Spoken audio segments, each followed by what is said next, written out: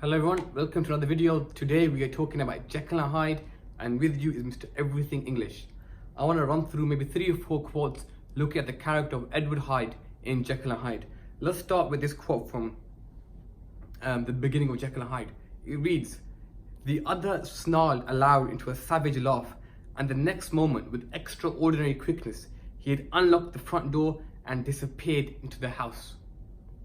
Look at the language used to describe Hyde, his savage laugh. Yeah, everything about him oozes violence. Everything about him oozes something being uncomfortable. And look what he did. He disappeared into the house. He moves quick. Yeah, he's here 1 minute, he's gone the next. Now this sets the precedent of Hyde from the very beginning, that Hyde is a very unusual character.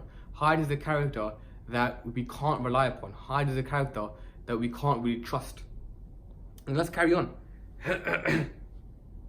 In chapter 10, Hyde is described by the following. "Once a woman spoke to him, offering, I think, a box of lights. He smote her in the face and she fled."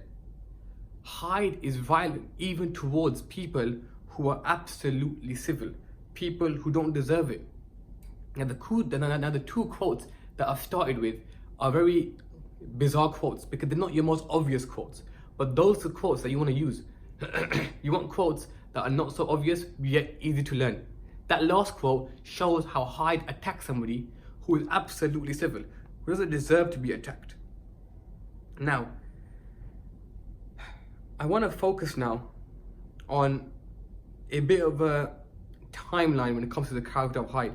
What does Hyde actually do? What does he get involved in? And what can we pull from that? Now the first description that we get of Hyde is when he's trampling over the girl, and it says he trampled calmly, which of course is an oxymoron, but the point you want to pull out from this is that Hyde is inclined to evil, and there's no 2 ways about it. He's not struggling, he's not suffering, he doesn't find it uncomfortable, he's trampling calmly. You don't trample calmly over a body. Yeah, you never do that.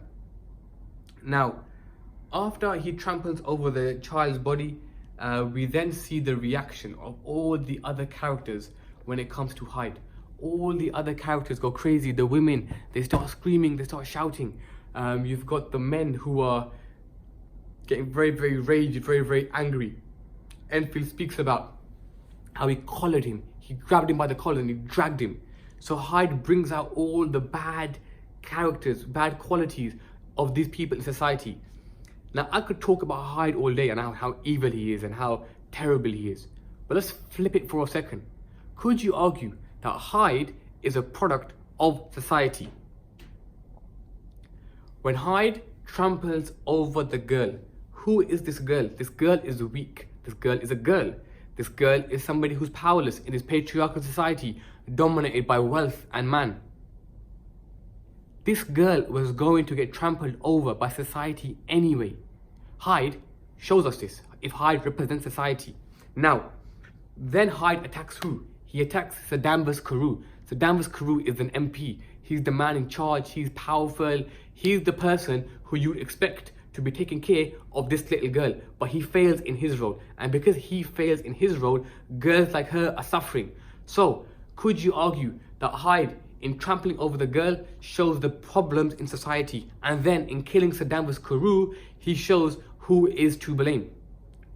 If society was good and lovely and things were absolutely fine, what need would there be for Hyde?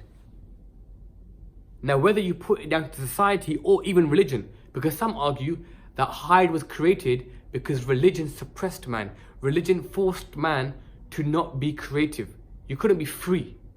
Therefore, Jekyll had to have an alternate being where he could do all the bad things, where he could commit sin. Therefore, you can easily see the fact that Hyde was created in the first place, it was because he was a product of society. Society was almost two-faced, where if you were rich, you were perfect. Rich people didn't do bad things. And that's what we see in the character of Hyde. Now that's just a flip argument. Let me know what you think. That is Hyde then a product of society? We know he's bad, we know he's evil, but think about why he's bad. Think about why he's evil. Because remember, he's a product of society and he comes from who? Dr. Jekyll. Thank you for watching. Thank you for listening. Any questions, do let me know. Follow me on Instagram. Thank you.